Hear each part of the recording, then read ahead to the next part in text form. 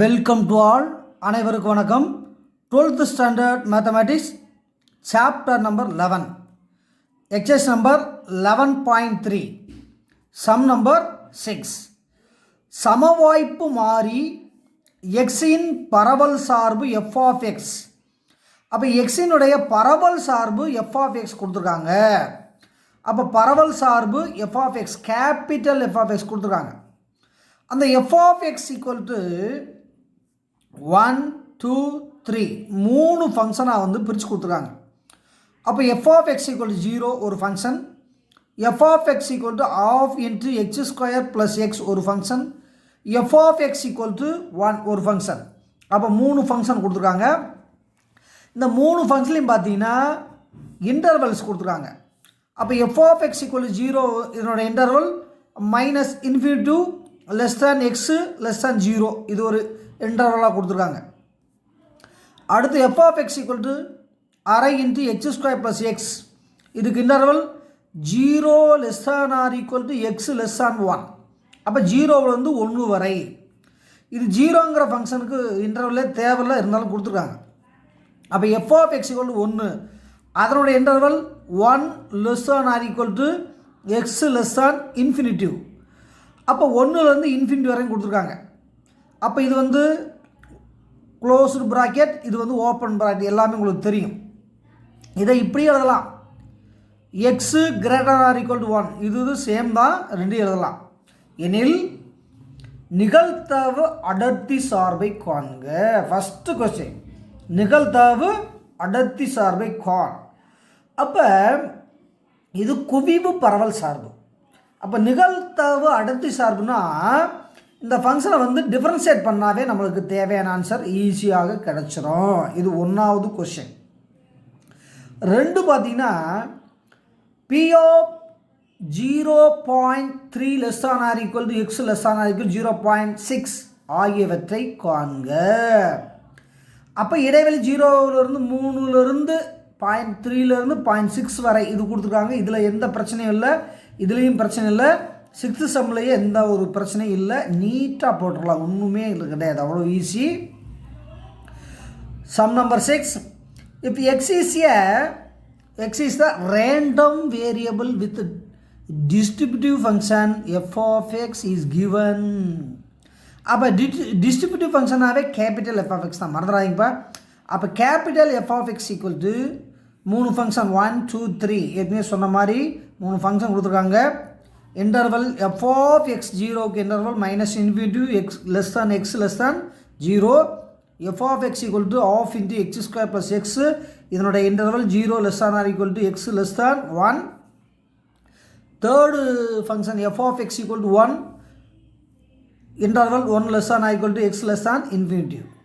இதெல்லாம் கொடுத்துட்டு then find the distributive density function F of X. அப்போ கேபிட்டல் எஃப் ஆஃப் எக்ஸ்னால் cumulative distributive function, small F of எக்ஸ்னால் probability density function, அதான் நிகழ்தகவு அடர்த்தி சார்பு. செகண்ட் கொஸ்டினை பொறுத்தளவுக்கு P of 0.3 less than or equal to X less than or equal 0.6. சம்மு தான் வந்து கொஞ்சம் பெருசாக இருக்கும், ஒன்றுமே கிடையாது, ரொம்ப ஈஸியானது. ஒன்று தெரிஞ்சுக்கோங்க, கேபிட்டல் எஃப் ஆஃப் எக்ஸுக்கும் ஸ்மால் எஃப் ஆஃப் எக்ஸ் என்ன வித்தியாசம்னா டிஃபரன்ஷியேட் பண்ணி போட்டால் அது வந்துட போகுது, வேறு ஒன்றும் கிடையாது, ஈஸியாக போடலாம், நல்லா கவுன்ஸ்டே வாங்க. இப்போ வந்து ஃபஸ்ட்டு கொஸ்டின். அப்போ ஃபஸ்ட்டு கொஸ்டின் என்ன கொடுத்துருக்காங்கன்னா, ஃபஸ்ட்டு கொஸ்டின் நிகழ்தகவு அடர்த்தி சார்பு, அதாவது ப்ராபபிலிட்டி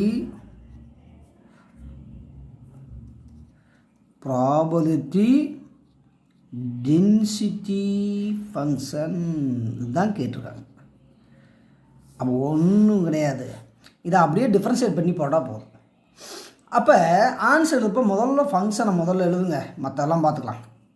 அப்போ ஆன்சர் எப்படி எழுதுனா capital F of X equal to அப்படி எழுதுங்க 0 of X square plus X 1, இது வந்து ஃபங்க்ஷன், கிவன் ஃபங்க்ஷன்.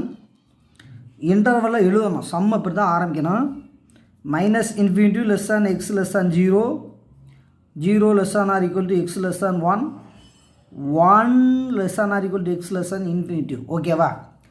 இதை அப்படியே எழுதிட்டு இங்கே பாருங்கப்பா, நிகழ்தகவு அடர்த்தி சார்புனா வேறு ஒன்றும் இல்லை, அப்படியே இங்கே பாருங்கள், எஃப் ஆஃப் எக்ஸ் என்பது என்ன? அப்போ எஃப் ஆஃப் எக்ஸ் என்பது எஃப் டேஷ் ஆஃப் எக்ஸ், அவ்வளோதான். இதை வந்து டிஃப்ரென்ஷியேட் பண்ணுங்கப்பா. அப்போ ஜீரோவை டிஃப்ரென்ஷியேட் பண்ணால் ஒன்றும் கிடையாது, ஜீரோ தான். அப்போ இது இன்டர்வல் பார்த்தீங்கன்னா இது இப்போ ஜீரோங்கிறப்ப இது இன்டர்வலே தேவையில்லை, இருந்தாலும் எழுதுங்க பார்ப்போம். Minus infinitive less than X less than 0. அடுத்து இதை வந்து டிஃப்ரென்ஷியேட் பண்ணணும் இந்த ஃபங்க்ஷனை. அப்போ அரை கான்ஸ்டன்ட் அப்படியே இருக்கும். எக்ஸ் ஸ்கொயரை டிஃப்ரென்ஷியேட் பண்ணால் 2x, எக்ஸை டிஃப்ரென்ஷியேட் பண்ணால் 1, அவ்வளோதான். இதோட interval no change, 0 less than or equal to X less than 1. அடுத்து 1 டிஃப்ரென்ஷியேட் பண்ணால் 0. அப்போ கான்ஸ்டன்ட் டிஃப்ரென்ஷியேட் பண்ணால் 0. அப்போ இதனுடைய இன்டர்வல் பார்த்தீங்கன்னா 1 less than or equal to X less than infinitive. அப்போ முடிவாக என்ன சொல்ல வரோம்னா, நல்லா கொஞ்சம் கவனிங்களே, எஃப் ஆஃப் எக்ஸ் கேபிட்டலாக இருக்கிறத டிஃப்ரென்ஷியேட் பண்ணி பார்த்தா ஸ்மால் எஃப் ஆஃப் எக்ஸ் கிடைக்கும். அதுக்கு தான் பிடிஎஃப், நிகழ்தகவு அடர்த்தி சார்பு, அதாவது ப்ராபபிலிட்டி டென்சிட்டி ஃபங்க்ஷன். இப்படியே விட்டாலே போதும். எனக்கு 0 வந்ததுனால இதை பூராமே நம்ம விட்டுட்டு போயிடலாம், தேவையே இல்லை. அப்போ இதை மினிமைஸ் பண்ண கூட எழுதிக்கலாம். இந்த F of X equal to minimise பண்ணி கூட எழுதிக்கலாம். எப்படி? அரை 2x + 1, 0 less than or equal to X less than 1. இது 0, இந்த 0 வச்சுக்கணும். காரணம் என்னன்னா 1லேருந்து டிஃப்ரென்ஷியேட் பண்ணால் 0, அது கண்டிப்பாக இருக்கணும், மாற்றம் இல்லை. இதனோட interval minus infinitive less than X less தேன், இது ஒன்றும் இல்லை, 1 less than or equal to, அப்படியே எழுத போகிறோம். 1 லெஸ் தேன், இதை கூட பாருங்களேன், இந்த இன்டர்வல் தான் எழுத போகிறேன். 1 less than or equal to X less than infinitive. அப்போ இதோடு விட்டாலே போதும்ப்பா. நம்ம வந்து 0 விட்டுறோம்னா இந்த இதை மட்டும் தான் விடணும், ஏன்னா ஆல்ரெடி இது வந்து 0வில் இருக்குது, அதனால் இது தேவையில்லை. அப்போ இதுக்கு மட்டும் வந்து நம்ம இது பண்ணால் போதும். இதுவுமே வேரியபிள் இல்லாதான், இருந்தாலும் எழுதிக்கிற நல்லது. இது வந்து நிகழ்தகவு அடர்த்தி சார்பு, இது வந்து குவிவு பரவல் சார்பு, இது வந்து ப்ராபபிலிட்டி டிஸ்ட்ரிபியூட்டிவ் ஃபங்க்ஷன், இது வந்து ப்ராபபிலிட்டி டென்சிட்டி ஃபங்க்ஷன். அப்போ ஃபஸ்ட்டு கொஸ்டினுக்கு ஆன்சர் பண்ணிட்டோம். இப்போ செகண்ட் கொஸ்டினுக்கு ஆன்சர் பண்ண போகிறோம். கொஞ்சம் தெளிவாக கொனிங்க. அப்போ செகண்ட் கொஸ்டின் என்னப்பா கொடுத்துருக்காங்க? அப்போ செகண்ட் கொஸ்டின் என்ன இருக்குது? P of 0.3 less than or equal to X less than or equal to 0.6 value என்ன? இதுதான் கொஸ்டின். அப்போ இந்த கொஸ்டினை பொறுத்தளவுக்கு எங்கேருந்து எடுக்கணும்? நல்லா கொஞ்சம் இந்த இன்டர்வல் கொடுத்துருக்காங்க 0.3லேருந்து 0.6 வரை, அங்கே பார்க்கணும். ஃபஸ்ட்டு சம்மை பாருங்கள், சம்மை பாருங்கள். அப்போ சம்மு பார்த்தீங்கன்னா இதுதான் சம்மு கொடுத்துருக்காங்க. அப்போ இந்த தான் எடுக்கணும், வேறு ஒன்றும் கிடையாது, இங்கே எடுக்கணும்ப்பா. அப்போ 0.1 0க்கு 1க்கு இடையில தான் நம்ம இந்த இன்டர்வல் வருது. 0.3 0.6 எதுக்கு இடையில வருது? இதுக்கு இடையில வருது. ஏன்னா இதில் வர வாய்ப்பே கிடையாது, ஏன்னா இது வந்து 1 தாண்டி போயிடுது. அப்போ இதுதான் பாசிபிலிட்டிஸ். அது எஃப் ஆஃப் எக்ஸ் இங்கே இருக்குல்ல, இந்த ஃபங்க்ஷனை தான் எடுத்து நம்ம செய்ய போகிறோம். அப்போ எஃப் ஆஃப் எக்ஸ் வந்து இதை தான் எழுத போகிறோம். நல்லா கவனிச்சுக்கோங்க, ரொம்ப சிம்பிளாக முடிய போகுது. அப்போ F of X equal to எவ்வளோ போகிறது? Half into X square plus X, இதுதான் ஃபங்க்ஷன். அப்போ இதுக்கு ஒரு ரிலேஷன்ஷிப் இருக்குது. ஏற்கனவே பழைய கிளாஸ்லேயே சொல்லியிருக்கோம், ப்ரீவியஸ் வீடியோவிலே சொல்லியிருக்கோம். என்னது? பிஓ, நல்லா கவனிக்கணும், a less than or equal to X less than or equal to பியாக இருந்தால், அதாவது எஃப் ஆஃப் எக்ஸ் கேபிட்டல் வரக்கூடியதுக்கு f of b minus f of ஏன்னு போட்டிருக்கலாம்ல, நிறைய சம்பளம் சொல்லியிருக்கேன். இதே மாதிரி f of b minus f of a, இதுதான் இதனுடைய ஒரிஜினல் ஃபார்முலா. அப்போ இந்த மாதிரி இருக்கா? அப்போ இது மாதிரி எழுதலாம். அப்போ P of 0.3 less than or equal to X less than or equal to இந்த பிக்கு வேல்யூ 0.6 ஈக்குவல் டு, அப்போ ஏ வேல்யூ 0.3, இந்த பி வேல்யூ 0.6. அதே மெத்தடில் இருக்குது. இன்டகிரேஷன் போட வேண்டிய அவசியம் இல்லை, ஏன்னா அது ஃபார்முலாவே டைரெக்டாக இருக்குல்ல. அப்போ எப்போ 0.3 minus first P value P 0.6 இந்த பி வேல்யூ எழுதணும். ஏ வேல்யூ எவ்வளவு எஃப் ஆஃப் 0.3. அப்போ பெரிய நம்பர் மைனஸ் சிறிய நம்பர், அவ்வளோதான். இந்த ஃபார்முலாவில் அப்படியே ஃபில் பண்ணியிருக்கான். இது ஏ வேல்யூ 0.3, பி வேல்யூ 0.6, அவ்வளோதான். இதோட விட்டுறாமல் இந்த ஃபங்க்ஷனில் போய் அப்ளை பண்ண, அதுதான் முக்கியமான இடமே இதுதான்.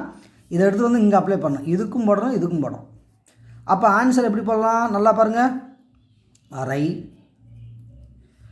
எக்ஸ் ஸ்கொயர்னால் நல்லா பாருங்க, எக்ஸ் ஸ்கொயர் 0.6 ஸ்கொயர். இந்த அரை வந்து காமன் ரெண்டுக்கு, அதனால தான் பெரிய ப்ராக்கெட் போட்டிருக்கு. மைனஸ் ப்ளஸ்ஸு இந்த எக்ஸ் ஸ்கொயர் போட்டேன், ப்ளஸ் எக்ஸ் எவ்வளவு 0.6. ஓகே, இது முடிஞ்சிச்சியா? அப்போ இதுக்கு தான் ஃபில் பண்ணியிருக்கு இந்த ஃபங்க்ஷனில் மைனஸ். அதே மாதிரி இதுக்கும் ஃபில்அப் பண்ணும். அரை நல்லா பாருங்கள், 0.3 ஸ்கொயர் ப்ளஸ் 0.3, அவ்வளோதான். இந்த இடத்த மட்டும் ஒரு தடவை நல்லா கவனிங்க, நல்லா பாருங்கள். F of b minus f of a எந்த மாற்றம் கிடையாது.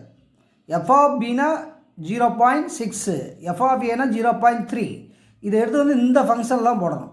அப்போ அறையை அப்படியே வச்சுக்கிட்டோம். எக்ஸ் ஸ்கொயருக்கு 0.6 ஸ்கொயர் ப்ளஸ் இந்த எக்ஸுக்கு 0.6. அப்போ இதை முதல்ல ஃபில் பண்ணிக்கணும், அடுத்து மைனஸ் இதை வந்து ஃபில்லப் பண்ணிக்கணும். இதை வந்து சிம்பிளை பண்ணி போட போகிறோம். அரை இங்கே இருக்குது, இங்கே இருக்குது, ரெண்டுமே அரை வந்து காமன் தான். அப்போ அந்த காமனை கூட நம்ம என்ன பண்ணலாம், வெளியில் கூட எடுத்து விட்ருவோமா? நல்லா கொஞ்சம் பாருங்கள், கொஞ்சம் நல்லா கவனிங்கப்பா. அப்போ அறையை வந்து வெளியே எடுக்க போகிறேன். அறையை வெளியே எடுத்துட்டா என்ன இருக்குது, 0.6 ஹோல் ஸ்கொயர் ப்ளஸ் 0.6. இந்த மைனஸை அப்படியே வச்சு, மைனஸை கூட என்ன பண்ணலாம், உள்ளே பெருக்கி மல்டிபிள் பண்ணிக்கிறேன். Minus 0.3 whole square. இந்த மைனஸை இங்கே மல்டிபிள் பண்ணியிருக்கு, இந்த இங்கேயும் போட்டிருக்கோம், இங்கேயும் போட்டிருக்கோம். மைனஸ் 0.3, ஒரே வேலையாக போயிடும், ஈஸியாக போட்டுடலாம். இந்த அரை இதை சிம்பிளை பண்ணி மைனஸ் பண்ணுறது ஒரு வகை. இல்லை ஆஃப் இங்கே இருக்குது, காமனாக வெளியே எடுத்துகிட்டு இது மைனஸ் இது போட்டேன். இனிமேல் வந்து மல்டிபிள் பண்ணி சிம்பிளை பண்ணி போட போகிறோம். அரை அப்படியே வைங்க. 0.6 இன்ட்டு 0.6 நீ மல்டிபிள் பண்ணியிருப்பிருந்தால் டெசிமல் வருதுல்ல, அதனால் போகிறேன். 6 36. அப்போ 2 டெசிமல் வருதா, 1 2 இங்கே வரும். அப்போ 0.36 ப்ளஸ் இது 0. எவ்வளவு 6 மைனஸ் இது 0.3 இன்ட்டு 0.3. அப்போ 3 9. அப்போ 2 டெசிமல், 1 1 இருக்குது, 2 இருக்குது. அப்போ 1 ரெண்டாவதை காணாம், அப்போ 0 போட்டுருணும், மறந்துடாதீங்க. அதுக்கு தான் மல்டிபிள் பண்ணது. அப்போ 0.09 மைனஸ் 0.3, அவ்வளோதான். இது வரைக்கும் என்ன பண்ணியிருக்கோம், மல்டிபிள் மட்டும் பண்ணி வச்சுருக்கோம். அடுத்தது சிம்பிளை பண்ண போகிறோம். இது பாசிட்டிவ். அப்போ 0.36, இது 0.60ன்னு அர்த்தம். 60 போடணும், மறந்துடாதீங்கப்பா. 6 போட்டுறாதீங்க. 0.6னா 6 0 அர்த்தம். அப்போ ஆட் பண்ணுங்கள், 6 9 0. அப்போ இதை ஆட் பண்ணால் ஆஃப் இன்ட்டு 0.96 மைனஸ். இது ரெண்டுமே மைனஸில் இருக்குது, ஆட் பண்ண போகிறோம். இங்கே பாருங்கள், 0.09 0.30. 0.3ங்கிறது 30ன்னு அர்த்தம். அப்போ 9 கூட்டி ஆட் பண்ணுறது தானே 3. அப்போ ஆன்சர் 0.39. அப்போ இதுலேருந்து இதை மைனஸ் பண்ண போகிறோம். கொஞ்சம் நல்லா கவனிங்க, ஏன்னா முடிய போகுது. ஏன்னா ட்ரிக்கு இது வந்து நம்ம ப்ராபபிலிட்டி ரொம்ப ஈஸியாக இருக்கும்ப்பா, கவனித்து செஞ்சால் போதும், வேற ஒன்றும் இல்லை. அப்போ 0.96லேருந்து 0.39 என்ன பண்ணணும், மைனஸ் பண்ணணும். அப்போ இங்கே எத்தனைப்பா இருக்குது, 16. 16ல் 9 மைனஸ் பண்ண எவ்வளவு, 7. இங்கே எத்தனை இருக்குது, 8 இருக்குது. 8ல் 3 போனால் எவ்வளவு, 5 பாயிண்ட். அப்போ அரை இன்ட்டு ரைட்டானு பார்த்துக்கோங்க, 9 7 ரெண்டையும் கூட்டுங்க. 9 7 16 மிச்சம் 1 9 இது 6 3 9 கரெக்டாக வருது, 0.57. அப்போ 57 2ஆல் டிவைட் பண்ணணும். 0.57 2ஆல் டிவைட் பண்ணணும். டிவைடும் பண்ணி காமிச்சிட்றேன், ஏன்னா முடிய போகுது ஆன்சரு, இருந்தாலும் காமிச்சிட்றேன். இப்போ 57 டிவைட் பண்ணி இருந்தா 0.57 அப்படியோட டிவைட் பண்ணலாம். இருந்தாலும் உனக்கு கன்ஃபியூஸ் வரக்கூடாதுன்னு போட்டுக்கிட்டு இருக்கேன். 2ஆல் போட்டால் இது 0 பாயிண்ட் தான் அப்படி வரும். அப்போ எவ்வளவு 2 4, மீதி எவ்வளோ 1 7 8 16, மீதி எவ்வளோப்பா 1 0 2 10. அப்போ எவ்வளவு 0.285. அப்போ 0.285 இதுதான் P of 0.3 less than or equal to x less than or equal to 0.6. இதுவே தேவையான ஆன்சர். அப்போ 11.3 எக்ஸசைஸில் 6ஆம் சம்மை பொறுத்தளவுக்கு ரொம்ப எளிமையான சம்மு. கால்குலேஷன் மட்டும் தெரிஞ்சால் ஈஸியாக நம்ம வந்து அப்ளை பண்ணிடலாம். இது வரைக்கும் 11.3ல் வந்து 5th சம்மை தவிர எல்லா சம்மே போட்டோம். அதுக்கடுத்த வீடியோவில் மற்ற சம்மெல்லாம் பார்க்கலாம்.